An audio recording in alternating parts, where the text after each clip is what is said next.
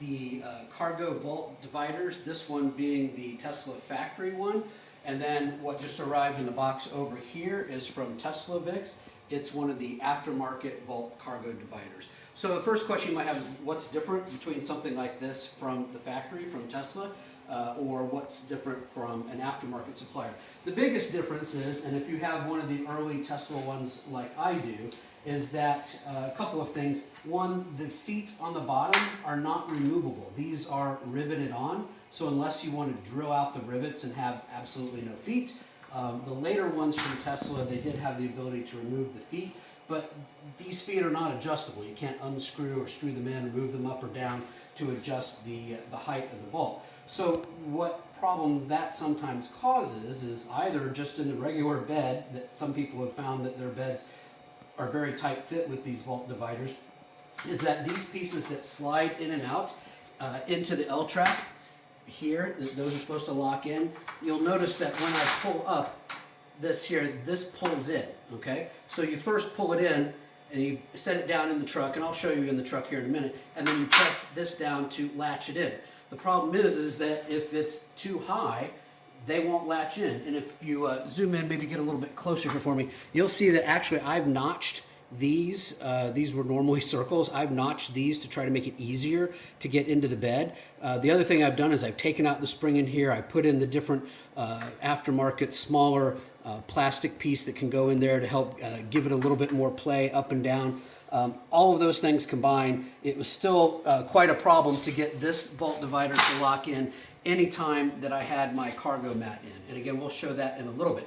So let's move over here a second to the Teslovix unit, and you can see on the box itself how they notch up in the corner versus the factory one, and it has adjustable feet. So I'm assuming, we'll just open this box up here for a second and take a look at what this one looks like. Again, very, very similar. Comes with some nice instructions. Looks like they have even a little tool that you can use here to move those feet up and down. But it's the same sort of thing. I'm gonna take this out and show you. It looks like it's probably made in a very similar fashion to the factory one. In fact, we'll line it up right next to it. So, right here, let me put it in front so you can see this one versus the factory one. So this simply, just much like the factory one, like I said, I have it facing a different way, pull up and push down to push these in and out. Let's come over here and you'll notice, see, these have not been, I've not cut these, this is brand new out of the box, versus, here, you can see how I've had to cut these to try to make them fit. With, however, having the adjustable feet here, where I can raise and lower this off of the floor, I can get this down closer or all the way down onto the bed if there's a bed mat. So we're going to try that here in the truck in just a minute. Only other difference between these, where this is kind of notched out in the corner, slightly different here where it's not notched out. The other is the factory has the little Tesla silhouette logo on it. Can you see that from here? Tesla silhouette logo, and the aftermarket one is not going to have that Tesla silhouette logo on it. Otherwise, looks to be pretty much identical. The latching mechanisms inside, when I pull these up, the hardware and everything inside of here looks the same. The latches look the same. Wouldn't be surprised if these were made at the same factory, at some point, just with a slightly different revision. So we're going to go ahead and pause the video, then we're going to get into this. Okay, so here we are in the bed of the Cybertruck. We are just beyond the smuggler's bay at the beginning of the bed, where I have set the cargo divider, the vault divider down in here. I've tried to line it up with the little circles here in the L track. I have this up, which means these are brought in so I can get this about where I want it. And when I push down on this, so here we go, I'm locking into those circles. I kind of wiggle it a little bit and then push it all the way. So that's good. That's locked in. Hey, that works great whenever you are right here just beyond the smuggler's bay with the factory one, considering that I've trimmed the edges a little and made a couple of other little adjustments. And if you look at the bed of my truck, the only thing I have on here is the XPEL armor. So that's, that's thin. It's in terms of its, it's applied to it kind of like you would apply a sticker or something, but it's not thick like a cargo mat. And we're going to come back in here in a little bit and show you this with the cargo mat.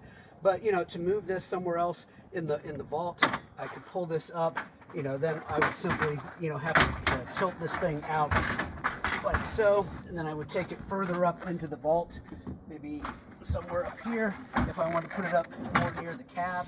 And what I have found, and some owners have found, is that when you get further up towards the glass, for whatever reason, it's a little bit harder to lock this in. So I'm going to try to get this lined up here. Let's see, right about, let's see, here, and get that lined up. Okay, I was able to get that lined up up here as well too. So in my bed, you know, I've taken my bed out, I put it back in, fastened everything down tight, you know, felt like I got myself a little bit more clearance when I did that. So for me, the factory one, again, will fit with the fact that I've trimmed the edges a little bit, made some adjustments in by the springs with the plastic piece, and I don't have a mat in here right now. So why don't we, in just a moment, we'll pause and I'll bring in the aftermarket one. We'll put it kind of in the same places and see how it fits before we take both of them out. And then we're gonna put a bed mat in and see how both of them do with the bed mat. So with that, we'll go ahead and pause the video. Okay, so we're back into the back of the truck. I still have the factory one up front in the bed. Now I brought in the aftermarket one. So come in here a second and zoom in on this. So notice I've not adjusted the feet up or down. They're just all the way up as it is. I can obviously move those feet and adjust them. But I want you to look here. An immediate difference on the L-Track is that this is sitting lower. The other one sits way up high. In fact, you almost have to press it down to get it in there. This one by default sits lower in the truck. So I'm actually going to have to lift it up slightly, you know, to make sure that it lines up nice and neatly in the L-Track. So what I'll go ahead and do is I'll lock it into the L-Track first by closing this up. There we go here. And I'll do it on the other side. There we go. I've got both in the L-Track. Now notice how this aftermarket one here, it's not tight at the bottom. It would kind of swivel out, but that's great. That means we've got more clearance for things like bed mats. So then at this point, all I really need to do is spin these down until I have a nice tight fit. And I can do that obviously on both sides. Over on this other side as well. Give me a second over here. Spin that down. And again, you can use a little wrench tool to adjust it exactly where you want it. I'm just doing it finger tight. And now this one is in and it's locked in tight. So immediately it's clear that this unit sits up a bit higher than the factory one. That the factory one, even resting on the bed, is really at the top of the L-Track, and you don't have much more room to do expansion or to put anything underneath it. So what I'm going to do now is I'm going to go back in my garage. I'm going to get my cargo mat. I'm going to pull these out, put the cargo mat in, and then we're going to try to put each of these in on top of a cargo mat. So now we're back at the back of the truck here, and I have my cargo mat. Apologies, don't remember who this came from. Have had it for a while. And I'm going to go ahead and insert this into the truck. So you can follow me around. You can see this goes all the way in, all the way up to the front. It has kind of a folding area where if you want to get at the smuggler's bay down below, it will fold up and allow you to put stuff in here. But it immediately creates a little bit of additional height across the bed of the truck. So we're going to pause. I'm going to get the cargo dividers and show you the difference between them. Okay, we're back in the back of the Cybertruck. We have the mat in place, and we have the factory cargo vault divider here. And you can immediately see, look at this, that is above the L-Track because of the height, because these feet are not adjustable or not removable, because this base is actually down a bit lower. It is next to impossible. So, you know, having a little bit of play in these to allow them to come down, and that's what I did by having the plastic piece in there. That's what I did by trimming those. Even with that, right now, I still can't get that in. I just don't, you know, I would have to force it. And even if I got one side in, or if I tilted and got one side in, there's no way I'd be able to get the other side in. So if I try to latch this, it's not going to go. It's not going to go into any of those fittings. And that's all the way up front by the, you know, by the smuggler's bay. And like I say, some people find it more difficult the closer they get to the rear window.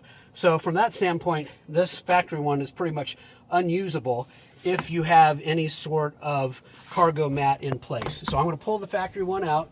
We'll pause. I'll pull the factory one out, and then we'll go get the aftermarket one, put it in, and try it in the same place. So I'll be right back. Okay, welcome back.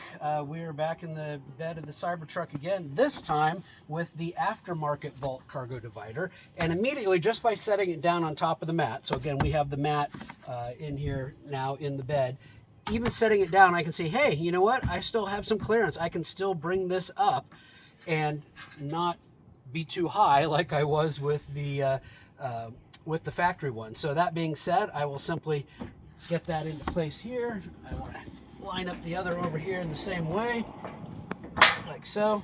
So now I have those two lined up. Again, I still have a little bit of clearance underneath. Look how that moves. You don't want to have that clearance underneath and have that loose. So again, you'll simply want to come down here, spin these feet until the feet come down and make contact in a tight enough way. And again, you can use a little wrench. I'm just doing it by hand, you know, for the video to show here, and I'll do it on the other side real quick. So, you know, there's a lot of travel for these feet. I was surprised how much travel, in fact, that there is. So even if there were perhaps a thicker mat, or you had something else, I don't know what that might be, in your bed. I mean, I've got the XPEL armor and now a mat on top of that. I couldn't imagine people having anything any thicker. And then again, I can put those feet into place. That's locked in. I'll probably do this just a little bit tighter. There we go, just so it sits up on that. So now the feet are resting on both sides. That's good and solid. It's locked in. I can certainly use that cargo divider to divide up my space. If I want to throw some groceries or something here, keep the other part empty, or attach something to the mole racks, I can absolutely do that. So again, much better fit than the factory unit when you are looking at using something like a bed mat or anything that's going to, you know, make the fit tighter. And keep in mind again that I had modified my factory one to get it to fit in just the regular bed without anything. And I know several owners have had to do that as well. So ultimately it comes down to, you know, if you're only going to buy one, which one would you buy? As much as I maybe like the Cybertruck logo or the fact that it came from Tesla, from the factory one, it's simply not as good as the aftermarket one in terms of adjustability and flexibility for fit across the bed and in a variety of different situations. So if I was only going to buy one, I would buy the aftermarket one. Now that being said, when I bought my original Tesla one was when I bought my truck 2 years ago, and the aftermarket ones were not yet available. But I am glad that from sponsors like Teslovix, who provided this one for us to use for this video and testing, are out there selling these, because now you can get these at a reasonable price. Be sure and use the link to Teslovix's site if you want to order one of these yourself. Use our discount code TeslaKen to get an additional percentage off, and enjoy installing this into your Cybertruck. I'm Tesla Ken for the HaloCybertruck.com website. Stay tuned.